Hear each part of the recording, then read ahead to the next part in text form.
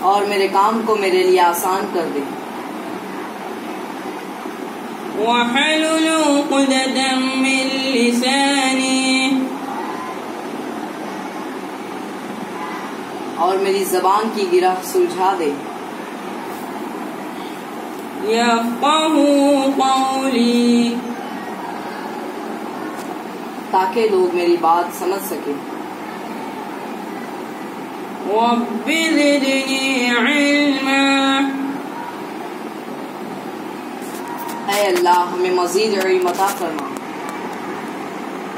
رَبِّ زِدْنِي عِلْمًا اے اللہ ہمیں مزید علم عطا فرما. رَبِّ زِدْنِي عِلْمًا اے اللہ ہمیں مزید علم عطا فرما.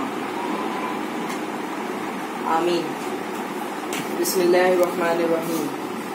حقوق العباد میں کوتاہی نہ کریں. ہمارے ذمے اپنے ہم وطنوں کے بھی حقوق ہیں.